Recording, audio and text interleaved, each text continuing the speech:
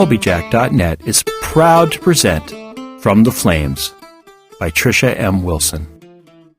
The people of the fire, the Blesa, led by their queens, have ruled the island of Alfeyju and oppressed the Driva, the people of the ice, for more than 16 generations. With the Drivian King in hiding and little hope on the horizon, the Driva looked to one person to save them from the vile Blesa, the Diviana. According to legend, the divinely gifted Diviana will one day overthrow the Blesa and restore the Drivian King to his rightful throne. But with the search having lasted for more than 400 years, will the Diviana ever come to light? Willow is the slave of the Raskpil family. Bought at the age of 4, 20 years have passed since her life irrevocably changed. Her existence is no worse than any other slave, but within, Willow wonders if there isn't something more she should be doing with her life other than serving the ungrateful. Ordered to travel with her master's family to Sondertoft, so her master's adult children can take part in an ancient rite of passage, Willow is shocked when she learns that she too must participate. Will she fail, as all before her have? Will she rise to the challenge and become stronger after passing through the flames?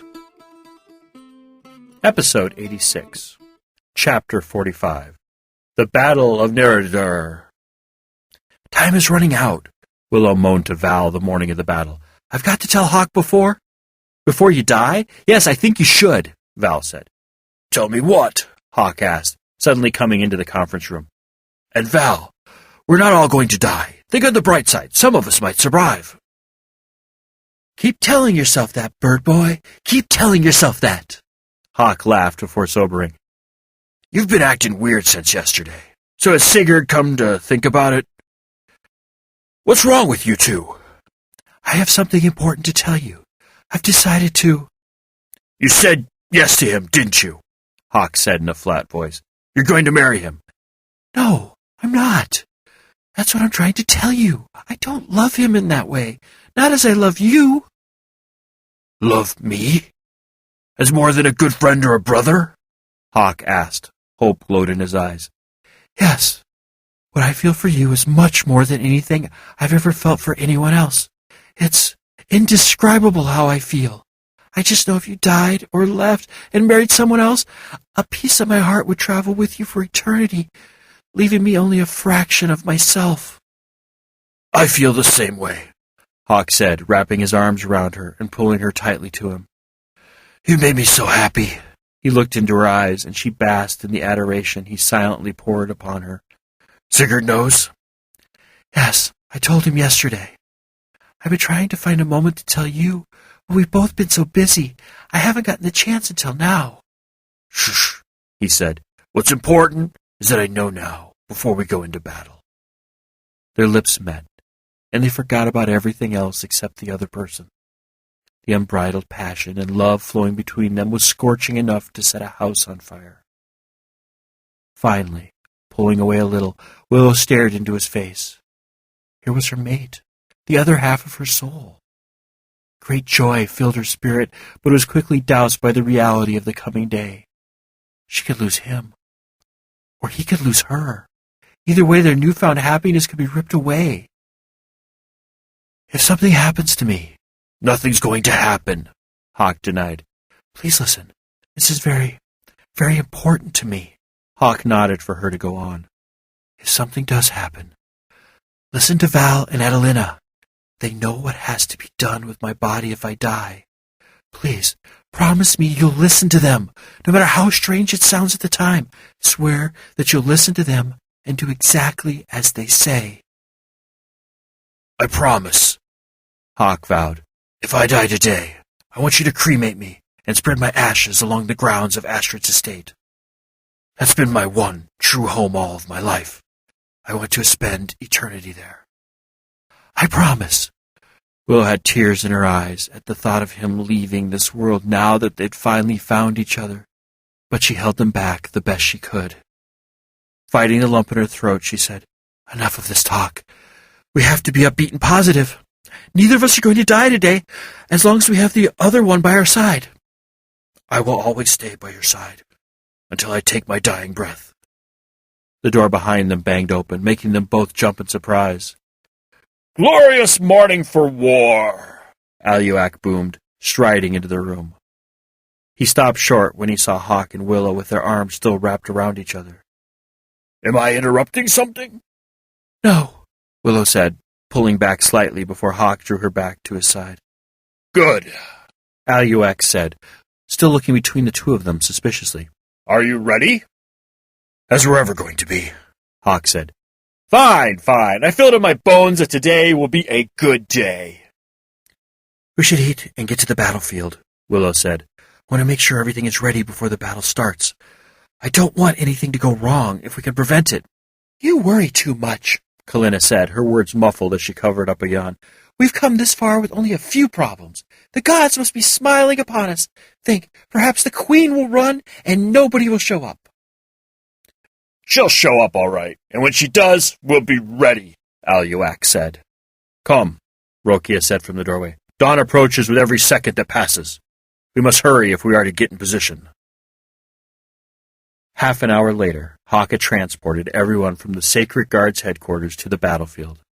There was a large, flat area where most of the fighting would take place. Surrounding the field were huge trees, which had been there for hundreds of years, and browning hills, which could have been called mountains if they'd been just a bit taller. Dew still clung to the grass blades, unwilling to disappear as morning approached. The king's men, most of them farmers, merchants, and craftsmen who trained their lives for this moment, were awake and strapping on their homemade armor and weapons. Men! Aluak yelled, stepping onto a tree trunk in order to tower over his men. The soldiers grouped around their king, excitement in the air. Standing off to the side, Willow saw that their faces numbered in the thousands and appeared to be growing as the seconds passed. She even saw a few women in addition to Kalina and herself. They represented every woman who could not fight for their rights and freedom. Once most of the warriors were around Aluak, he spoke.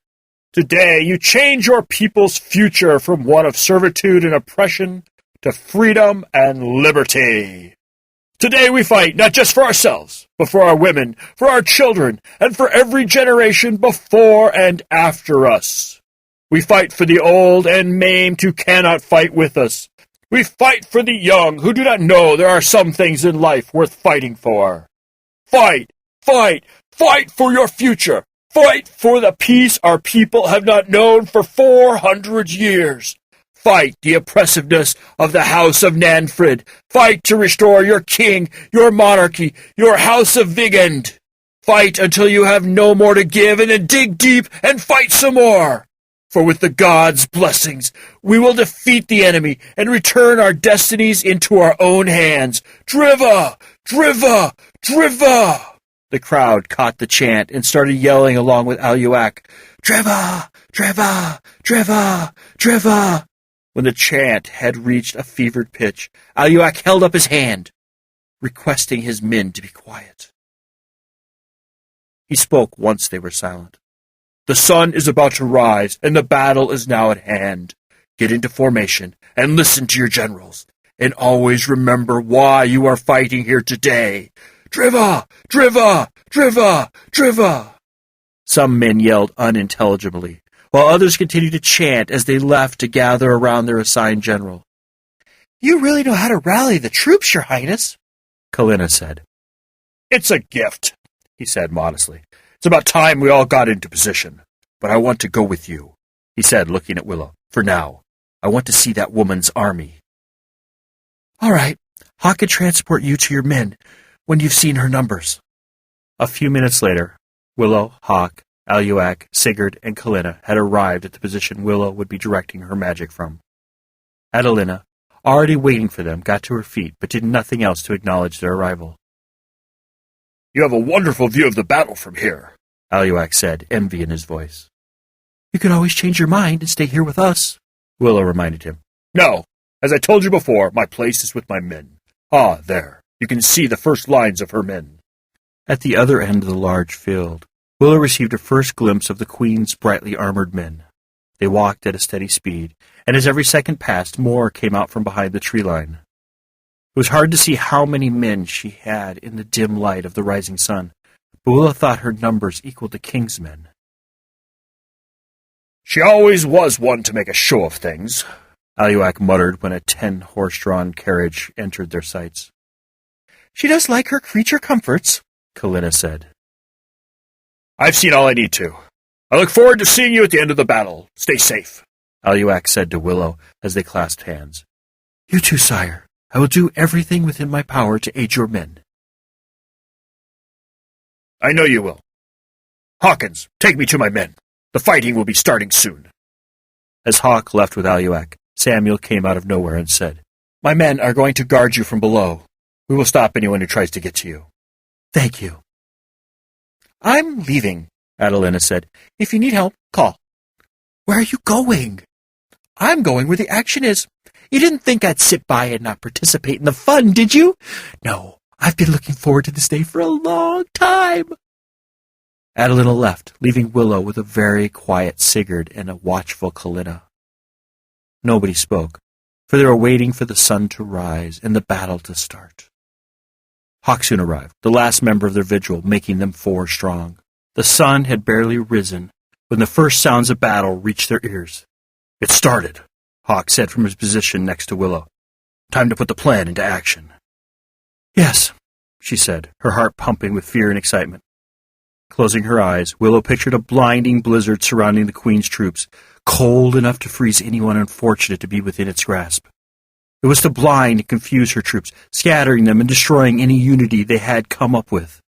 If one of the king's men became lost in the storm, a clear path would present itself to the individual, thus assuring the loss to their own troops would be minimal. Opening her eyes as a rush of power flowed over her, she saw that the Queen's army was now almost impossible to see. Individuals were indistinguishable from the group as the pelting snow and wind attacked them. "How long can you sustain the storm?" Kalina asked. "A few hours at most," Willow said, leaning against Hawk for strength. "The Queen has more men than I thought. Sustaining such a large storm for longer will be very difficult. I have to hope these hours give our men the advantage." "I'm going down there," Sigurd said before walking down the incline and toward the battle. "Let him go," Hawk whispered when Willow would have tried to stop him. "You can't keep him here against his will. If he wants to fight, let him." As the storm settled down a few hours later, more of the Queen's men stood than Willow had expected. With about a third of her army dead upon the ground, her men showed no sign of stopping or running for safety. If anything, they fought harder and with more energy and determination than before. "Here they come!" Hawk yelled as the first lines of the enemy made their way to the sacred ground. A few men somehow made it past Samuel's men, running screaming at Willow. Even as she sent ice daggers and spears at them, Kalina and Hawk ran to confront them, allowing her to continue to attack the rest of the army undisturbed.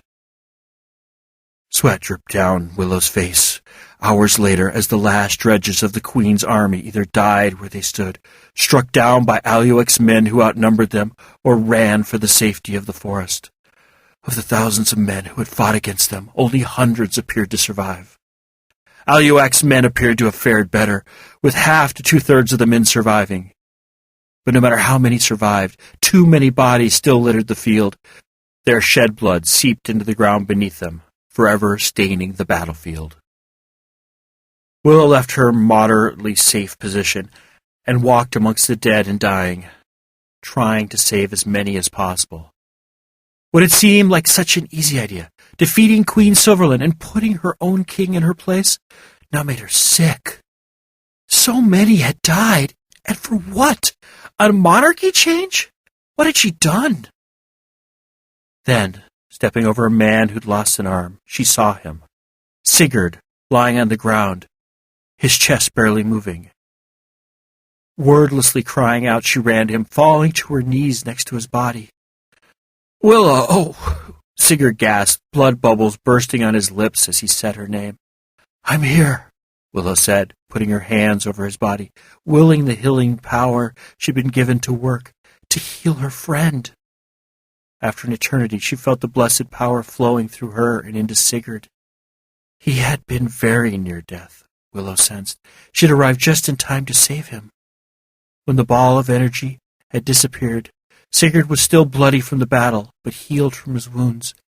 "Thank you." "I'm glad I got here in time," she said. "You really shouldn't have. You should have let me die," Sigurd said, his voice earnest as he picked up his sword. "Why would you say that? I care for you, and would have been devastated if I hadn't been able to save you," Willow said, walking away from him, in search of others needing her help. "I just hope I can find others." Something hit her in the back of the head, and she was falling to the ground. Her mind was fuzzy. As the darkness overcame her, she heard Sigurd say, "Should have said you'd marry me."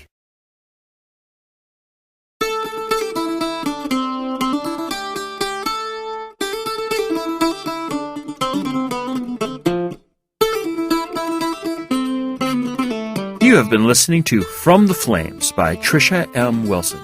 Read, recorded, mastered, encoded, and produced by Colbyjack.net. This work is released under a Creative Commons 3.0 Attribution, Non-Commercial, Share-alike license. Do what you want with it, just don't try to profit from it. Heaven knows we can't. If you have any questions, comments, or rants you wish to share with us, we can be reached at Colbyjack at Colbyjack.net. That's COLBYTRAX @COLBYJACK.net. Yep, I sing it too. If you want to follow the exploits of Trisha in Twitterland, just search for Lady Trisha W on Twitter, or follow the ever-dashing, courageous, hardworking, intelligent, and immensely humble Colbyjack on the Twitters as well. If you find that you can't, just wait to find out what will happen with Willow, the strong dude and the annoying dude. Be heartened to know that From the Flames is available from Amazon, Barnes & Noble, and Smashwords, as well as from our little shop. Didn't you know about our little shop? Why, yes, we have a little shop located at shop. That's SHOP. .Colbyjack.net. That's shop.Colbyjack.net. Yeah, real original there. There you will find the latest ebook versions of all our works in both Mobi and ebook, all DRM-free, as well as audiobook versions of such works as Firmware Hijacked and Proxy, as well, naturally, as well as From the Flames. The audiobooks differ from the podcasts in that the headers and bumpers only run once, and the episodes are grouped into hour-long episodes for easy burning to CD or for downloading on the go. If you find you don't need any stuff, but just want to thank us monetarily for our efforts here, just head on over to Colbyjack.net, select either audio or visual, and look for the donate button located on the blog roll. Well, anyway, thank you for listening. Have a wonderful week, and remember to be fabulous.